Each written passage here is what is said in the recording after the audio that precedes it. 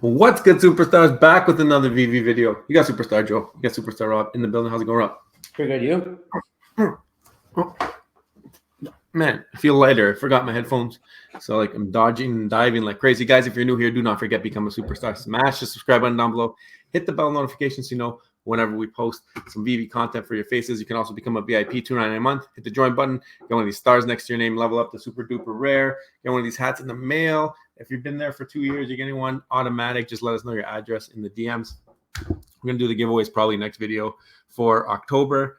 Just putting together some things. But that list got to be all perfect. Make sure anybody who's done anything in our affiliates that are shown on Discord are getting entered. You can follow us on Instagram. And like I said, join the Discord. You got conversations from every project in the space and great minds all in there intermingling. So if some of your friends aren't into digital collecting, go to the Discord. I'm sure that you'll find a lot of new friends. Yeah, this is the best place to be because I have 24/7 access to a group of projects. You want to pop into one chat, go to the chat. We also have our affiliate links there. If you do use any of our affiliate links for any reason, let us know in the Discord. There's specific chats that we have, and we record them at the end of every month so we can do some giveaways as part of our monthly utility program. So, Rob, this thing here, do you remember this thing? I do. It's what's it called? The bear. This represents 2 years of us waiting for what we got a couple days ago, like at least some more information about what we got a couple days ago. This was given to us in a bag that we got when we walked into Decon, and we were told everything we were told about the Veveverse originally. So this is from Decon, and I keep it on my shelf as a memory. It's a memory of all the times we met all the people from Decon. We have our shirts that are signed. A lot of fun stuff on Decon. Actually, today is my 3-year anniversary being on VeVe. Like, I can't believe it's been that long that we've been collecting digitally and discussing this stuff and hoping for advancements in the space. So very cool. But VeVe has been on a tear making videos ever since Ben's been around. They've been making some videos on YouTube. They've been addressing FUD. Today he did a video responding to mean tweets pretty much. I thought it was pretty funny. And they've just been going off. They had a conversation before the release of the Veveverse demo. I think you have it up there. And then they had the Veveverse demo. So this one here, before you play it, I think this was supposed to try and kind of soften the expectations of the Veveverse demo. I think they thought maybe people are going to expect way too much. So let's put this out here. Let's say it is what it is, and let's give a little bit of explanation. One thing that came from that video, though, is something that I didn't expect them to talk about at all. And it was kind of cool to see it being talked about. So why don't you talk about it? Well, I mean, I think we should just play the video. Let's play the video. Let's listen in, and then I'm going to give my thoughts on this. So let's listen in. In the room with me here, asking a question: why has the Veveverse taken so long? So we teased it a few years ago. We're here today talking about it coming out shortly. Why is it taking us so long? Great question, Ben. And I think it's really important for fans to understand that VeVe is such a intense business. There's so many ups and downs. We work with a lot of licensors, and there's a lot of requests and demands on our side, and opportunities that we sometimes just need to jump on, like VeVe Comics, for example. And as a result, this means that we have to deprioritize some things, prioritize others, and it can be a bit of an up and down. So I think one thing I want to make clear is that the Veveverse has not been in solid development for, the past sort of 2 or 3 years. We've had to stop it and start it and come back to it. But I'm really happy that we are here right now, being able to actually show you guys something. And look, I think it's safe to say, on reflection as an organization, we probably could have communicated that better throughout that period. And so we've taken quite a few learnings from this period of VeVe. And so, look, we're committing to the community. We're going to be, more open, more transparent, communicating updates on what's happening. And of course, we can't share every single, thing that happens. But, the big things like this, we're here to be open with you, share with you, and look, take it on the chin as a learning for us as an organization as we grow and mature. Fantastic. And I think everyone watching this.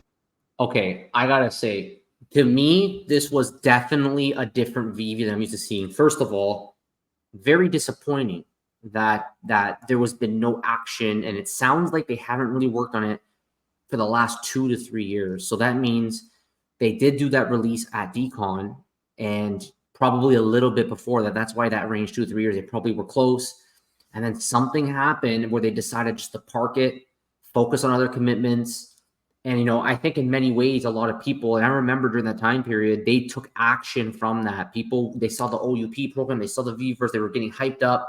They started selling collectibles, buying OMI. People were making decisions off this guidance. And, you know, in the background, VeVe didn't own up to it. And I think that I got to give credit where credit is due. I keep saying this with Ben.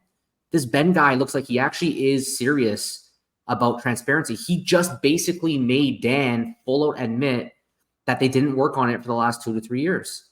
And I know that probably without Ben here, they would have probably followed their old approach, which was like, okay, even though we're not working on it, we don't really owe the community an explanation. We put up collectibles, they buy, that's the relationship, and we don't have to worry too much about answering. We don't answer to the community.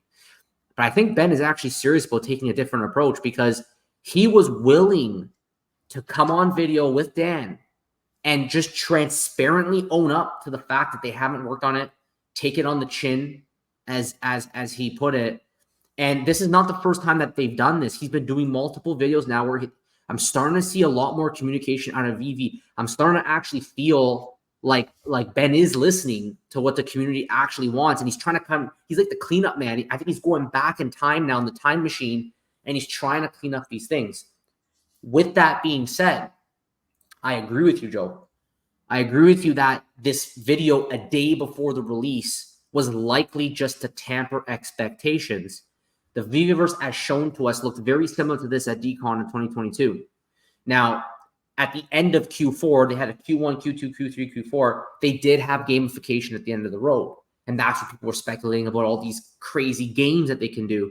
But it's very clear that that's not the kind of gamification that they'll be doing. And to be honest, they may never do that kind of gamification. The gamification might be more like a light gamification, kind of like your mobile game where you do little tasks and it's fun because you get rewards for tasks. So I could see it being something a little bit different. That's why I say it's not going to be like a Call of Duty kind of thing.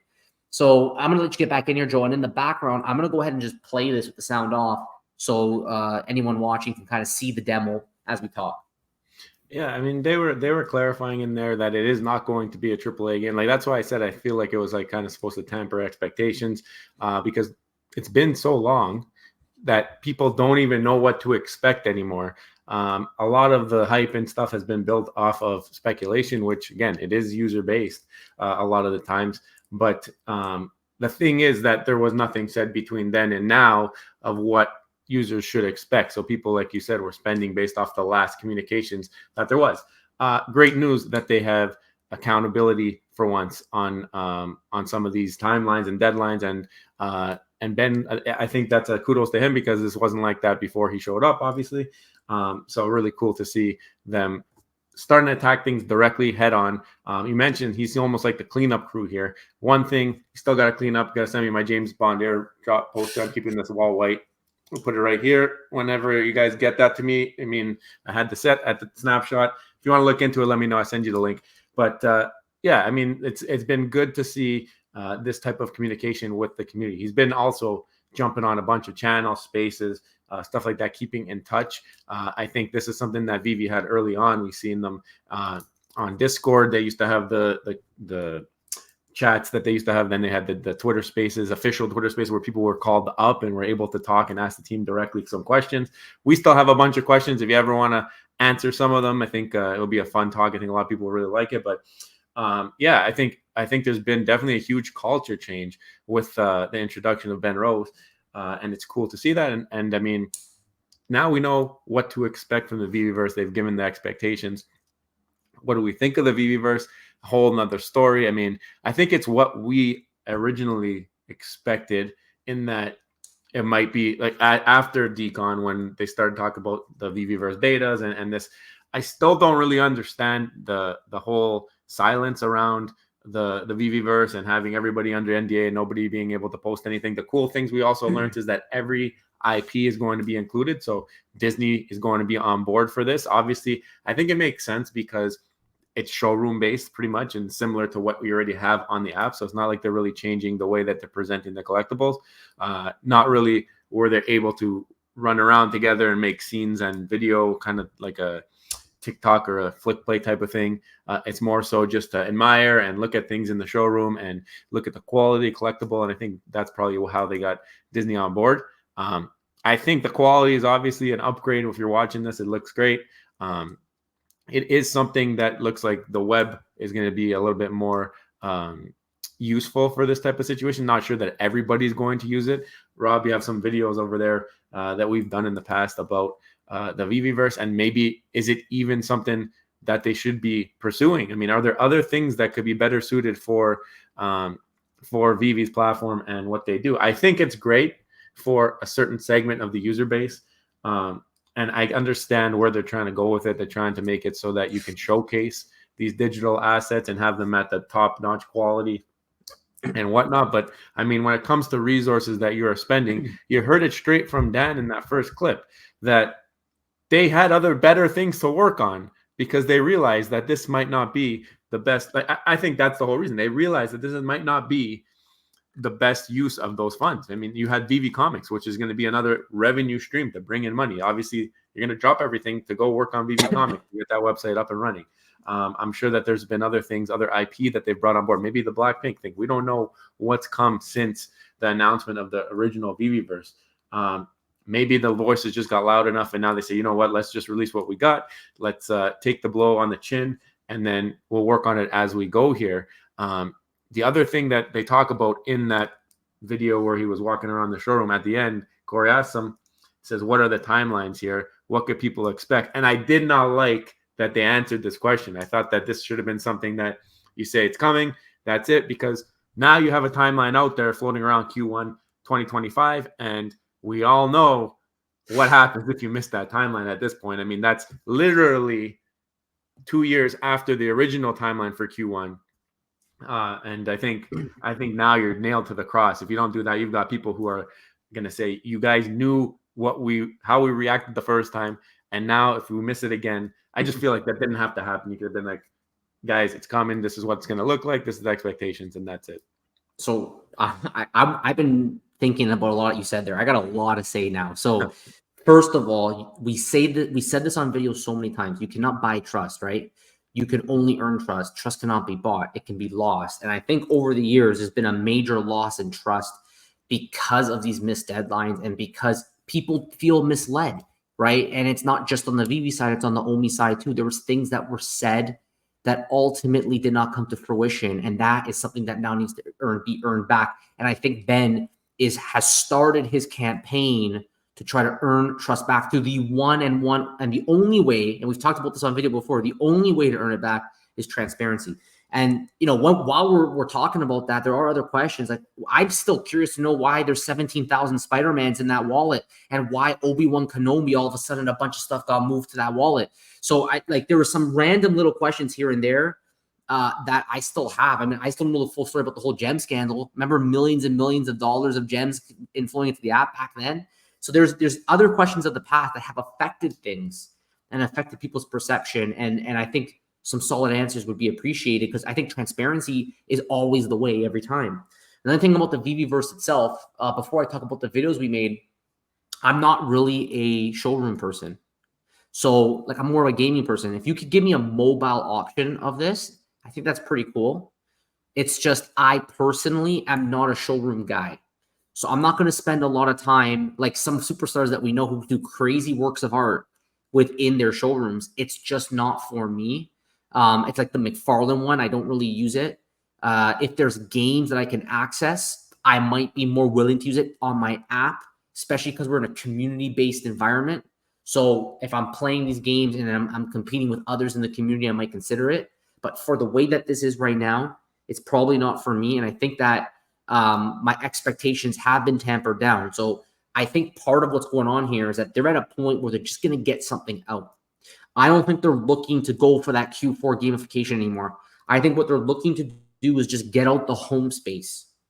And that should buy them time, indefinite time, to take as much time as they want to then evolve that into something else and something more. So I think at first the Veveverse is really going to be just like a social platform. You could do some webcam videos, they were saying.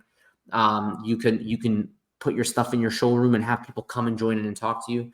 But I don't think it's going to be something that I think will be dominating in people who collect these things. I think they're going to continue to collect, but they may not be that active in this home space. The last thing I'm going to mention is we did do 2 videos. 2 months ago we did one, and we did one 6 months ago. That was just you who did this one, and both different themes, but both titles say the same thing. Should VeVe cancel the Veveverse? At that point, so much time went by that we started saying to ourselves, at what point do you just can it and you just forget about it? I think it looks like that VeVe doesn't even really have the appetite anymore like they once did for it. And the reason why we made these videos was because we had Meta, for example, literally shifting, it says right here, shifting many of their existing resources to focus on AI. So maybe that's the growth market. And rather than building the Veveverse, so you promised it, get out the home space, but then shift your focus to building AI integration into these collectibles. And maybe that is where the growth market's going to be. These AR digital collectibles that can talk to you, they can be organic, they can move organically, they can have conversations, kind of your invisible friend.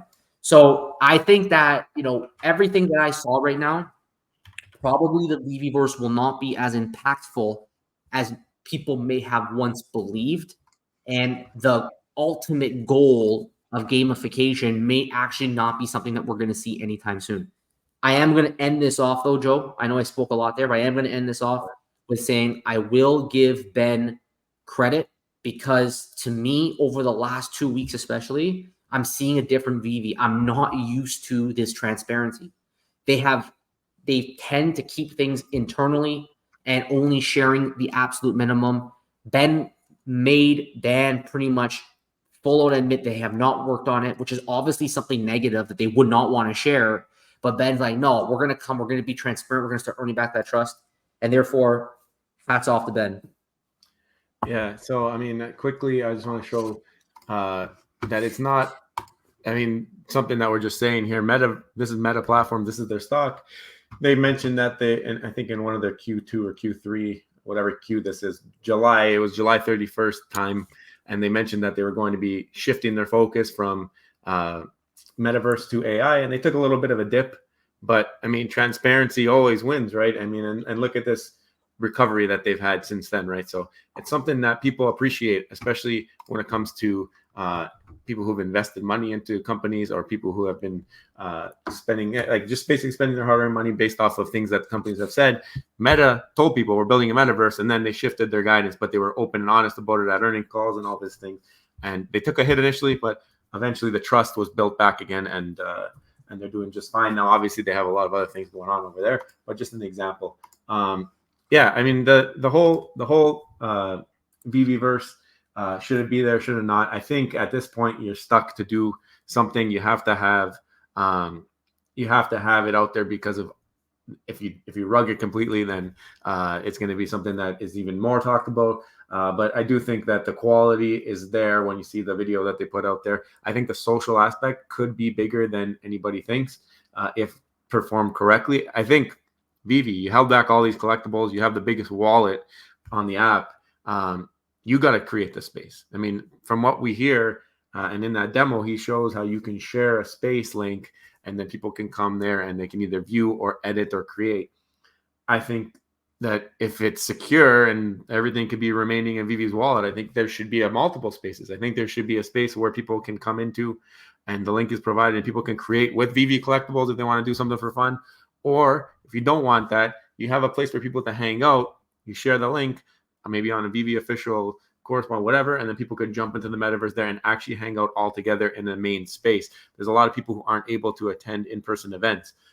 This would be a great way to have it there 24/7. Anybody who wants to hang out, instead of having it on Twitter, now people will be going in the Veveverse just to have like these little chats or communication, whatever.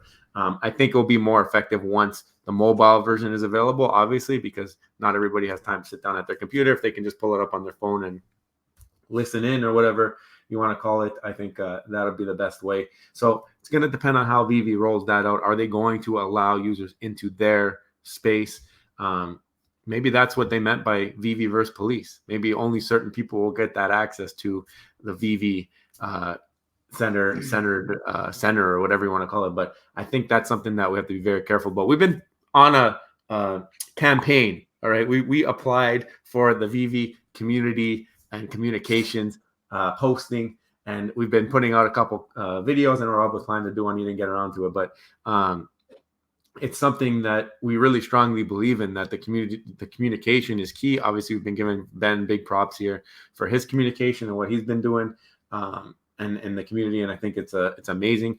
But yeah, I mean, not including people is just as ineffective as spending time including people who only agree with you. So I think that VeVe could also be better in that regard, where maybe trying to retain users becomes a little bit more of a priority, and maybe there's a bunch of people here willing to be retained, right? There's a huge amount of people who continue to comment on the product and comment on the app because they want to be retained. That's why they're here still. That's why they're still talking. They want to see change. They want to see this thing move along. I think that some people are being convinced that Ben is making a cultural change. Some of them people watch this channel, I think, but I think that you work on retention. You work on maybe people who are already here and left and aren't spending money, aren't dropping money. Those are the people who believe in this technology. If you can convince them to start spending money on the platform again, you get an entirely new revenue source, and maybe now they start speaking positively about it. It starts to change the whole thing. I think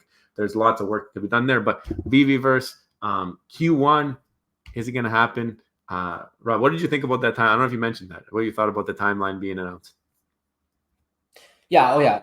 Circling back on the timeline, I agree. I think it was a mistake. I mean, they've already missed a number of timelines. It's at a point where it's a bit of a joke, right? So, like, I think VeVe should probably stop giving timelines. We've never complained about timelines, actually. We've never demanded timelines for VeVe. We demanded a roadmap. So we want a roadmap just to understand where they're going with all this stuff. We want to understand where these things are going to be. And that might encourage us, to buy into the project in a certain way if we understood where they're going. The problem is the last time they did that, it didn't come to fruition. So I understand why they're hesitant, but I think they're at a point now, it's not at the same kind of market as it was when most people found VeVe 2021, 2022. Things were booming. Things were going crazy, right? It's more of a quiet market now. So I think they could give an honest assessment of, like, what's the core thing they're ultimately going to do now, right? With the Veveverse, like, what's the core thing they're ultimately going to do with their collectibles? They got VeVe Comic. They got all these things on the go. What's their plan? And I think that giving timelines is definitely a risk, that if you're going to take it at this point, I just hope that you will actually hit it. So Q1's a big range again. That's what's concerning me, right? Like, if it was like precision, they would give like a month, or they would give the middle Q1. So they said middle Q1, but like that's still like it's very open-ended, which I feel like there's still some risk there that they're going to miss that. I hope they don't, though, because I don't think they can afford to have another one of these, because it's going to be just kind of a laughing joke, right? People are going to just be like, oh man, here we go again. But they did it. And you know what? If they can deliver on it, I think it'll be a good thing. Like I said, I think they're going to get something out. It's going to be a home space. It's going to be the bare minimum that they need to deliver on their promise of a Veveverse. And I think they're going to park that like future growth of it for a while until they're ready to circle back on it. How long that'll be, I don't know how long that'll be. So we'll see where it goes from there. But yeah, guys, let us know your thoughts. Let us know in the comments below. Do you guys agree? I mean, we talked about a lot today, but what were your thoughts on the sneak peek of the Veveverse? What are your thoughts about what was said by Dan in the recap video? What do you think about the team right now? Do you agree with us what we're talking about with Ben and this new VeVe of transparency? Let us know in the comments below. And if you haven't already, don't forget, become a superstar, smash the subscribe button, join the superstar fam, hit the bell notification to see every single video, maybe twice a week, and also to our superstar VIPs. Thank you guys so much for all your support. We appreciate you guys. Congratulations, gold hat members.